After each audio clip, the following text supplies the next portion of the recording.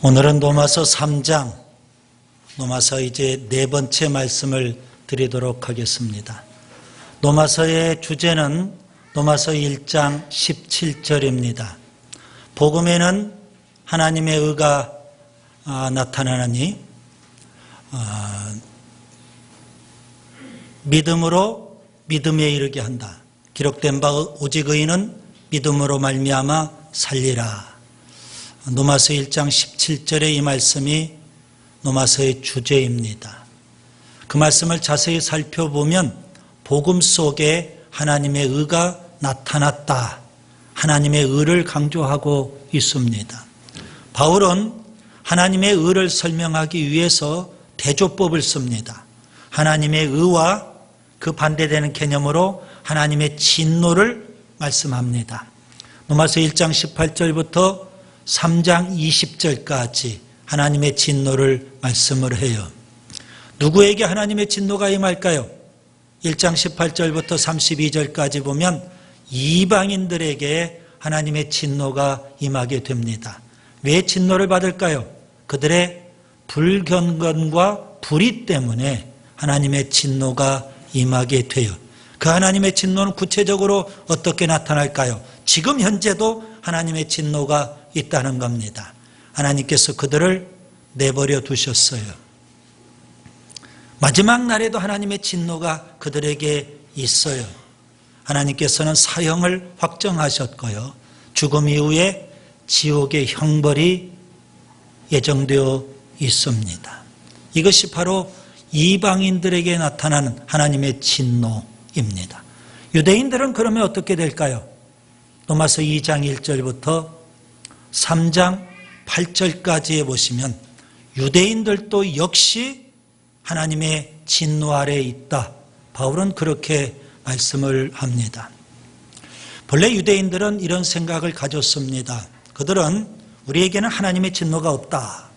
왜냐하면 우리는 선민이에요. 그래서 오히려 이방인들을 판단하는 사람이지 하나님이 택하신 선민, 유대인이기 때문에 우리에게는 진노가 없다. 두 번째는 우리는 율법을 갖고 있다. 그렇기 때문에 우리에게는 진노가 없다. 또 세 번째는 우리에게는 할례가 있다. 할례를 행했기 때문에 우리에게는 진노가 없다. 그렇게 생각을 했어요. 그런데 바울은 뭐라고 합니까? 하나님께서 진노하시고 심판하시는데 첫째, 하나님께서는 진리대로 심판하신다. 뿐만 아니라 하나님께서는 행한 대로 심판하신다. 세 번째로 하나님께서는 심판하시되 이방인보다도 유대인들을 먼저 심판하신다. 그렇게 말씀을 해요. 저는 지난 시간 이방인의 문제, 유대인의 문제를 우리에게 좀 적용해 보자 그랬어요. 예배당 밖에 있는 사람들을 이방인이라고 본다면 예배당 안에 있는 우리들은 유대인이라고 볼 수가 있겠죠. 여러분, 우리가 오해하고 착각하면 안 됩니다. 많은 사람들이 우리는 예배당 안에 있기 때문에, 그리고 어떤 사람은 모태신앙이 있죠. 우리는 모태신앙이기 때문에 유대인들처럼, 선택받은 유대인들처럼 우리는 하나님의 진노가 없다. 그렇게 생각을 해요. 또 유대인들은 율법을 갖고 있거든요. 그래서 하나님의 진노가 없다고 생각했었는데 우리가 설교도 들어요. 그리고 성경 공부도 해요. 또 제자 훈련까지도 받아요. 그렇기 때문에 우리는 하나님의 진노가 없다. 그렇게 오해하면 안 돼요. 유대인들은 할례를 받았기 때문에 하나님의 진노가 없다. 그렇게 오해를 했어요. 오늘 우리들이 나는 세례를 받았다. 나는 직분을 받았다. 그렇기 때문에 나는 진노가 심판이 없다. 이렇게 생각하면 안 된다는 겁니다. 예배당 밖에 있는 사람도 예배당 안에 있는 사람도 다 하나님의 진노와 심판 아래 있어요. 하나님께서는 이방인보다 유대인들을 먼저 심판하신다고 한 것처럼 예배당 밖의 세상 사람보다도 예배당 안에 있는 우리들을 먼저 심판하신다. 이렇게 볼 수도 있잖아요.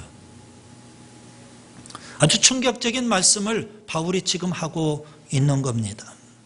오늘은 로마서 3장입니다. 3장을 통해서 제가 세 가지를 말씀드리려고 합니다. 첫째, 1절부터 8절까지 보세요. 하나님은 의로우십니다. 우리 한번 따라서 합시다. 하나님은 의로우시다. 자, 바울이 2장에서 유대인들도 하나님의 심판 아래에 있다. 이렇게 말씀을 했어요. 그 말씀에 대해서 유대인들이 반발을 합니다. 강력하게 문제 제기를 해요. 뭐라고 문제 제기를 할까요? 오늘 본문에 보시면 세 가지 질문을 던지고 있어요. 이 세 가지 질문은 유대인들이 던지는 질문이에요. 그 질문을 가정하고 바울이 거기에 대해서 답변을 주고 있는 겁니다. 첫 번째는 1절과 2절을 보세요. 그러면 유대인의 나음이 어디가 있느냐? 유대인의 특권이 뭐냐 이거예요. 하나님께서 우리를 선택하셔서 선민으로 삼으셨는데 우리도 심판을 받는다면 그러면 유대인의 나음, 유대인의 특권이 뭐냐 이거예요. 바울은 뭐라고 답할까요? 많이 있다는 겁니다. 유대인의 특권, 유대인의 유익이 그 중에 하나님 말씀을 맡았다는 겁니다. 여러분 예배당 밖에 있는 사람보다도 예배당 안에 있는 사람은 말씀을 그래도 들어요. 그렇기 때문에 우리가 예배당 밖에 있는 사람보다는 훨씬 더 구원받을 확률이 높은 거예요. 하나님 말씀, 복음에 대해서 한 번도 듣지 못한 사람이 어떻게 구원을 받겠어요? 예배당 안에 들어와서 그래도 말씀을 많이 듣는 사람이 구원받을 확률은 훨씬 높은 거 아닙니까? 우리에게는 그만큼 혜택이 있어요. 유익한 점이 많아요. 특권이 있더라는 겁니다. 유대인들이 또 반발하면서 질문을 던져요. 여러분 3절과 4절에 보시면 그러면 말씀을 맡았던 유대인들이 불신앙에 빠졌다면 하나님께서 신실하지 못한 게 아니냐 이거예요. 유대인을 택해놓고 그들에게 말씀을 맡겨주시고 그랬는데 유대인들이 불신앙에 빠져버렸어요. 그러면 하나님께서 신실하지 못하신 것이 아니냐 이거예요. 자, 구약 성경을 보면 하나님께서는 약속에 아주 신실하신 분이에요. 이스라엘 백성과 언약을 맺으셨고 그들에게 율법 말씀을 주셨고 이스라엘 백성이 불신앙에 빠져도 하나님께서는 끝없이 약속 언약에 신실하신 분이기 때문에 유대인들을 깨우치셔요. 선지자를 통해서 돌아오라 그렇게 요구하셨어요. 이걸 보면 하나님께서는 참 신실하신 분이에요. 오히려 유대인들이 불신앙 때문에 유대인들의 그 불신앙 때문에 하나님의 신실하심은 더 드러나게 됐어요. 세 번째, 유대인들이 계속 반발하면서 문제 제기를 합니다. 여러분 5절과 6절을 보세요. 자, 그러면 하나님의 신실하심을 유대인들이 드러냈다면 유대인들의 불신앙으로 하나님의 신실함이 더 드러났다면 그런 유대인들을 심판하시는 하나님 불의하신 분이 아니냐 이렇게 또 문제 제기를 해요. 바울은 뭐라고 답합니까? 결코 그렇지 않다는 거예요. 하나님은 신실하신 분, 유대인들의 불신앙 때문에 오히려 하나님의 신실하심이 드러났다고 해서 그런 유대인들을 하나님께서 심판하시는 것, 오히려 더 하나님이 신실하신 분이다 이렇게 말합니다. 유대인들의 이 질문들은 본문 8절에 보면 바울을 비방하기 위한 일종의 궤변에 불과한 거예요. 그래서 바울은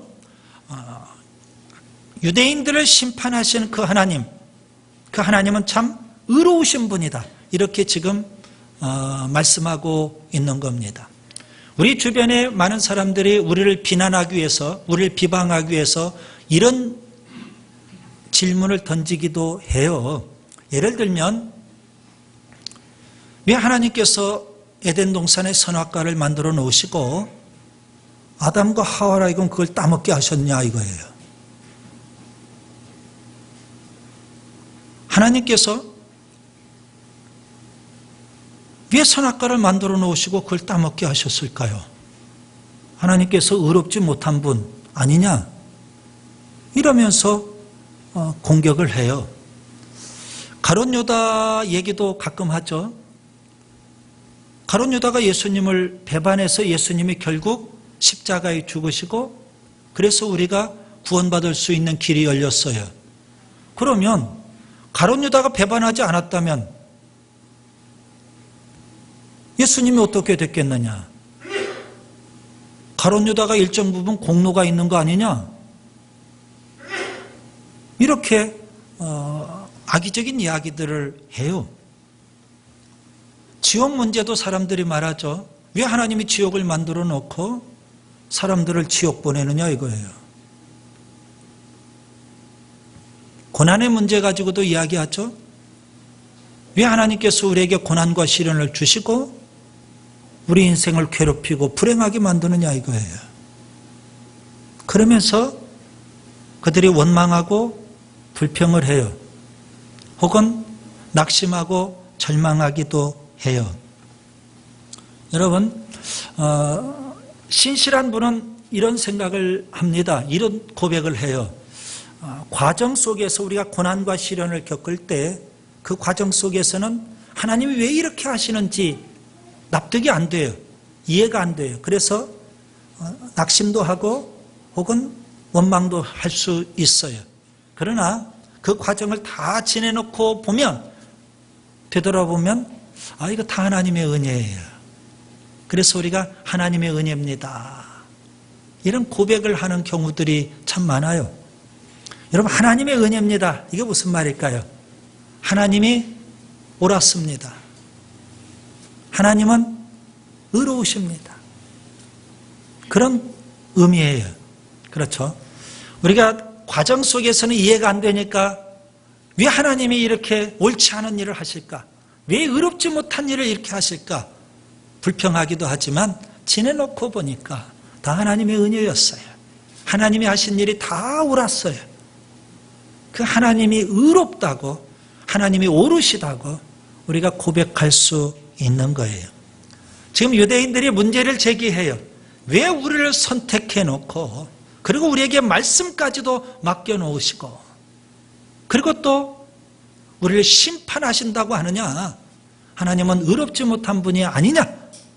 그렇게 유대인들이 바울을 비방하지만 바울은 여전히 하나님은 의로우신 분입니다. 이렇게 우리에게 가르쳐주고 있습니다. 그 다음에 두 번째, 로마서 3장을 통해서 우리가 배워야 될 소중한 교훈입니다. 9절부터 20절까지 보면 모든 사람은 죄인입니다. 우리 한번 따라서 합시다. 모든 사람은 죄인이다. 유대인이든 이방인이든 모든 사람이 다 죄인이에요. 바울은 지금 그것을 설명하고 있는 거예요. 특별히 구약 성경을 인용하면서 10절부터 18절까지 구약 성경을 인용하면서 모든 사람이 다 죄인이고 그 죄가 얼마나 심각한 죄인인지를 우리에게 설명하고 있는 거예요. 여러분, 우리가 얼마나 심각한 죄인인가를 깨달아 아는 게 이게 은혜예요. 그런데 이방인들은 죄인이라는 걸 쉽게 받아들일 수 있을 거예요. 그런데 유대인들은 내가 죄인이라는 걸 쉽게 받아들이려고 하지를 않아요. 예배당 밖에 있는 사람은 내가 죄인이라는 것을 어떻게 보면 쉽게 받아들일 수 있어요. 그런데 예배당 안에서 오래 거하는 사람일수록 내가 죄인이라는 것을 잊고 사는 경우들이 의외로 많아요. 그래서 바리새인들처럼 자칭 의인이 되고 남은 정죄하고 비난하는 경우들을 많이 볼 수가 있죠. 바울은 유대인이든 이방인이든 모든 사람이 다 죄인이라는 것을 지금 구약 성경을 통해서 우리에게 설명해 주고 있는 거예요. 저는 그걸 5가지 특징으로 여러분에게 말씀드리려고 합니다. 첫째, 9절에 보면 모든 사람은 다 죄의 권세 아래에 있다는 겁니다. 죄가 왕노릇하는 거예요. 우리는 죄의 지배 아래에 있어요. 이미 죄 짓기 전에 이미 죄의 지배 아래에 있고 왕인 그 죄의 종으로 우리가 있어요. 그렇기 때문에 언제든지 우리가 죄 지을 수밖에 없는 환경 속에 놓여 있다. 이렇게 볼 수 있죠. 로마서 5장 21절에는 죄가 왕노릇한다 그랬어요. 그런 환경 속에 우리가 살고 있는 거예요. 두 번째 10절을 보세요. 의인은 없나니 하나도 없다. 무슨 의미일까요? 다 죄짓고 산다는 거예요. 죄의 지배 아래 있기 때문에 당연히 죄짓고 사는 거예요. 의인은 없어요. 여러분, 우리가 죄를 짓기 때문에 죄인이 있죠. 그런데 성경은 뭐라고 합니까? 그 이전에 죄인이기 때문에 죄를 짓는다는 거예요. 여러분, 태어날 때부터 우리가 원죄를 갖고 태어나요. 원죄를 갖고 태어난 죄인이에요. 그래서 죄악된 환경 속에 살기 때문에 우리가 또 죄를 짓고 사는 거예요. 그래서 죄인이에요. 모든 사람이 다 그렇게 죄를 짓고 살아요. 그 다음에 세 번째 11절과 12절에 보시면 선을 행하는 자가 없나니 하나도 없다. 다 치우쳤다. 선을 행할 만한 능력 자체가 우리에게 없다는 것입니다. 무능력하다는 거예요. 창세기 6장 5절에 보시면 노아의 홍수 심판 그 시대 사람들이 마음으로 생각하는 모든 계획이 항상 악했다 그랬어요.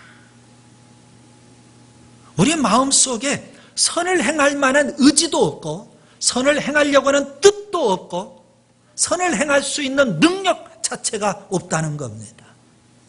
그렇기 때문에 죄짓고 사는 거예요. 그 다음에 네 번째 13절부터 15절을 보세요. 모든 사람이 다 전적으로 타락하고 부패했어요. 우리 안에 선한 구석이 하나도 없다는 겁니다. 우리의 목구멍은 열린 무덤과 같아요. 우리 혀로는 독사의 독이 가득해요. 그리고 우리의 발은 죄짓고 피 흘리는데 아주 빠른 발이에요. 바울은 뭐라고 합니까? 우리 속에는 선한 구석이 없다는 거예요. 의로운 구석이 눈꽃만큼도 없다. 이렇게 말해요. 그 다음에 다섯 번째 16절부터 18절을 보세요. 파멸과 고생의 길을 가요. 파멸의 길로 우리가 나아가고 있어요. 그 끝은 죽음이고 그 끝은 지옥의 형벌이에요. 왜 그럴까요? 하나님 두려워함이 없기 때문에 그래요. 그래서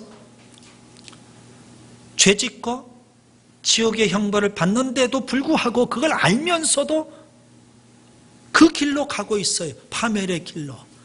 그런데 나 한 사람만 그렇습니까? 로마서 1장 32절에 보니까 같이 죄짓고 같이 죽고 같이 뭐하자? 지옥 가자. 이런 심사예요. 파멸의 길로 나아가고 있어요. 우리 인간이 얼마나 부패하고 타락한 죄인인가를 아주 여실하게 오늘 본문이 우리에게 말씀해 주고 있어요. 하나님 의로우신 분이죠. 반면에 우리 인간은 부패하고 타락한 죄인이에요. 의로운 구석은 하나도 없어요. 스티븐슨이 쓴 지킬 박사와 하이드라는 소설이 있어요. 거기에 보면 한 사람이에요. 한쪽으로 보면 지킬 박사고 한쪽으로 보면 하이드예요. 이중성이 있는 인간이에요. 낮에는 선을 행하는 일종의 의사로서 지킬 박사예요. 그래서 존경을 받아요. 그런데 밤에는 그 인간이 죄악을 저지르는 악을 행하는 하이드가 돼요. 어찌 그 사람만 그럴까요? 여러분, 낮에는 선을 행해요. 지킬 박사로서 의사로서 천사와 같아요. 밤에는 악행을 저지르는 하이드예요. 악마예요. 우리 속에 그렇더라는 겁니다. 이게 인간의 본 모습이에요. 성경은 분명 우리에게 말해요. 우리에게는 선한 구석이 없다. 그런데 그것을 유대인들은 인정하려고 하지 않아요. 이런 19절과 20절에 보세요. 하나님께서 왜 유대인들에게 율법을 주셨을까요? 유대인들의 입을 막으려고. 예배당 안에 있는 우리들에게 왜 말씀을 주셨을까요? 입을 막기 위해서. 성경 분명 모든 사람이 죄인입니다 그러는데 유대인들은 우리는 아니라는 거예요. 그렇지 않다는 거예요. 예배당에 있는 우리들은 그래도 우리는 선하다는 거예요. 우리는 의롭다는 거예요. 그렇게 자꾸 주장을 해요. 그런 입을 다 막기 위해서 하나님 우리에게 말씀을 주셔요. 유대인들에게 말씀을 주신 건 뭐 때문이에요? 20절에 보면 그 율법을 통해서 죄를 깨달으라는 거예요. 여러분 말씀을 통해서 내가 얼마나 엄청난 죄인인가를 깨닫는 게 참으로 중요해요. 그 다음에 세 번째 로마서 3장을 통해서 우리가 배워야 될 교훈이 있어요. 21절부터 31절까지 보시면 믿음으로 의롭다함을 받습니다. 따라서 합니다. 믿음으로 의롭다함을 받는다. 유대인이든 이방인이든 다 죄인이에요. 우리에게는 의라는 게 없어요. 그렇기 때문에 우리에게 필요한 건 뭘까요? 로마서 1장 17절에 복음에는 뭐가 있어요? 하나님의 의가 나타났다. 그런데 오늘 21절을 보세요. 이제는 율법 외에 하나님의 한 의가 나타났다. 로마서 1장 17절과 동일한 표현이 있어요. 그래서 서두에 제가 말씀을 드렸죠. 로마서 1장 17절에서 로마서 3장 21절로 연결이 되는 거예요. 우리에게는 의가 없기 때문에 의로우신 하나님께서 복음 속에 복음이란 그릇 속에 하나님의 의를 담아 놓으셨어요. 그 하나님의 의가 우리에게 오기만 하면 하나님 우리를 의롭다고 하셔요. 자, 그러면 복음 속에 담겨있는 하나님의 의가 어떻게 하면 우리에게 올 수 있을까요? 여러분 22절을 보세요. 예수 그리스도를 믿음으로 말미암아 모든 믿는 자에게 미친다. 뭐가 미친다는 걸까요? 뭐가 이르게 된다는 걸까요? 하나님의 의가 우리에게 임하게 된다. 그런 의미. 복음 속에 담겨있는 하나님의 의가 예수님을 믿는 믿음으로 우리에게 임하게 된다. 하나님의 의가 우리에게 임하니까 하나님 우리를 보실 때 의롭다. 이렇게 말씀하시는 거예요. 그래서 믿음으로 우리가 의롭게 되는 줄 믿습니다. 바울은 오늘 21절부터 31절 사이에서 믿음이라는 걸 강조해요. 여러분이 쭉 읽어보시면 아시겠지만 여기에 믿음이라는 단어가 7번이나 나와요. 그리고 믿는다는 단어도 2번이나 나와요. 아주 믿음을 그가 강조하고 있음을 알 수가 있어요. 자, 예수 그리스도를 믿는 믿음으로 우리가 의롭다함을 얻게 되는데요. 이 의라는 것에 대해서 어떤 분이 한자어를 이렇게 풀이했습니다. 여러분 이걸 한번 보세요. 한자어로 오를 의자예요. 여러분 잘 아실 거예요. 오를 의자. 그 오를 의자는 두 가지 단어가 합해져서 오를 의자가 되는 거예요. 위에는 양양을 가리키죠. 그리고 밑에는 나아입니다. 무슨 의미일까요? 제가 이렇게 해석을 할게요. 나라는 존재는 방금 말씀드린 대로 죄인이고 의가 없어요. 나에게는. 그러면 어떻게 해야 돼요? 어린 양 되시는 예수 그리스도. 그분이 임해야 돼요. 누구에게? 나에게. 그러면 나에게 의가 있는 거예요. 그것이 바로 오를 의가 돼요. 한자어가 굉장히 심오하죠. 영적인 의미를 우리에게 주고 있어요. 자, 어떤 사람이 이렇게 재밌는 이야기를 했어요. 성경에 보면 선한 사마리아인의 비유, 여러분 잘 아실 겁니다. 그 비유를 각색을 했어요. 그 각색해서 제목을 이렇게 붙였어요. 사람 살려라는 이야기예요. 제가 그 이야기를 좀 소개해 드리려고 합니다. 여러분 선한 사마리아인의 비유와 잘 대비해서 이 이야기를 들으시면 돼요. 어떤 사람이 길을 가다가 구덩이에 빠졌어요. 거기에서 헤어나올 수가 없어요. 꼼짝없이 죽게 됐어요. 여러분 다 죽게 됐는데 어떻게 합니까? 가만히 앉아서 죽을 사람이 어디가 있어요? 그래서 큰 소리로 외쳤어요. 뭐라고 외쳤을까요? 사람 살려! 그렇게 외쳤어요. 그래도 반응이 없네요. 계속 목이 터져라고 사람 살려, 사람 살려 외쳤어요. 인기척이 들렸어요. 누군가가 구덩이를 내려다 봐요. 석가모니예요. 석가모니가 물끄러미 구덩이에 빠진 그 사람을 바라보더니 인과응보입니다. 죗값이라는 거예요. 구덩이에 빠진 것 그러려니 생각하고 거기에서 참선하세요 하고 가더라는 거예요. 도움이 안 되잖아요. 그래서 이 사람이 또 힘을 다해서 사람 살려 그렇게 부르짖었어요. 한참 후에 또 인기척이 들려요. 누군가가 물끄러미 구덩이에 빠진 그 사람을 내려다 봐요. 공자예요.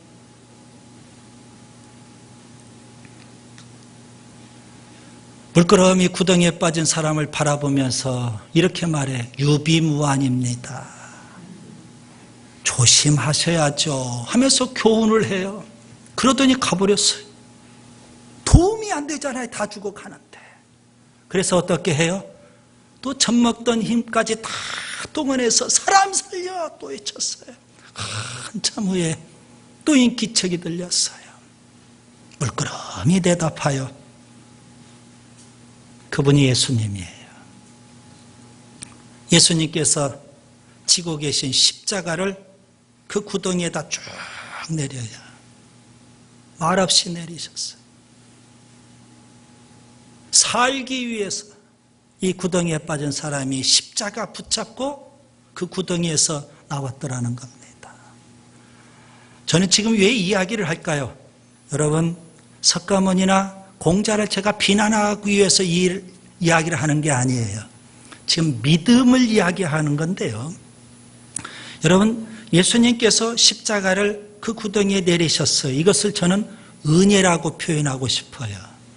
그리고 그 십자가를 붙잡고 구덩이에서 헤어나왔어요. 이것을 믿음이라고 표현하고 싶은 거예요. 여러분, 오늘 22절 다시 보세요. 곧 예수 그리스도를 믿음으로 말미암아 모든 믿는 자에게 미치는 하나님의 은이 차별이 없느니라. 유대인이든 이방인이든 다 예수님을 믿는 믿음으로 복음 속에 담겨있는 하나님의 의가 우리에게 임하게 돼요. 그런데 여러분 23절 24절을 보세요.